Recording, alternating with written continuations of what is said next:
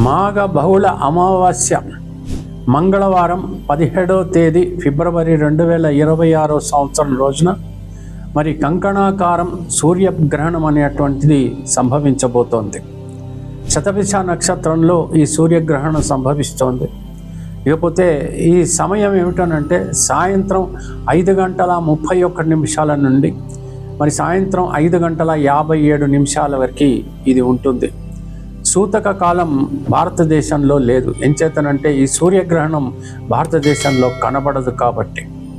ఇకపోతే ఈ సూతక కాలంలో ఎలాంటి ఆహార నియమాలు కానీ ఏమీ పాటించాల్సినటువంటి అవసరం లేదు.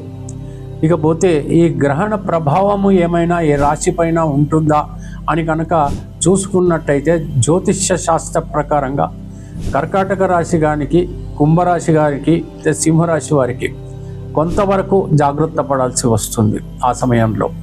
ఇకపోతే మిగతా రాశుల వారికి చూసుకున్నట్టయితే ఎటువంటి పెద్దగా ప్రమాదం ఉండదు.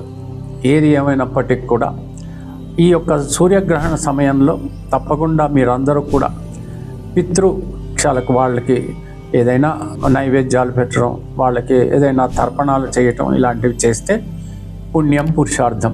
ఆ తర్వాత భక్తి శ్రద్ధలతో ఆ టైంలో బగళాముఖి అమ్మవారిని ధ్యానించటం అనేటటువంటి కూడా చాలా అద్భుతమైనటువంటి విశేషంగా చెప్పవచ్చు. అంచేత మీరు దయచేసి ఆ సూర్యగ్రహణ సమయంలో ఓం హ్రీం బగళాముఖి సర్వదుష్టానం వాచం ముఖం పదం సంబన జిహ్వాం కిలయ బుద్ధిం వినాశే హ్రీం ఓం స్వాహ అని మాత్రం మీరు పదే పదే కనుక చదువుతున్నట్టయితే తప్పకుండా మీకు అనేకమైనటువంటి శుభాలు కలుగుతాయి. శత్రు విజయం కూడా కలుగుతుంది, ఆర్థిక లాభం కూడా కలుగుతుంది, సంతానం కలుగుతుంది, రకరకాలైనటువంటి శుభాలు అనేటువంటిది మీకు సంప్రాప్తం అవుతాయి. ఈ మాత్రం చేయండి. మరి ఆ భగవంతుడికి మీరు పూజిస్తున్నటువంటి భగవంతుడికి ప్రతిరోజు కూడా ఎలాగైతే మీరు చేస్తుంటారో నైవేద్యాలు అవన్నీ పెడుతుంటారో కొంతవరకు తర్వాత నైవేద్యం పెట్టుకుని ఇల్లంతా కూడా శుభ్రపరుచుకొని ఆ తర్వాత స్నానాదులు ముగించి మరి అక్కడ భోజనాదులు కనుక చేసుకున్నట్టయితే మంచిది. మాంసాహారం తినకపోతే మంచిది. ఆ రకంగా మీరు ప్రవర్తించండి.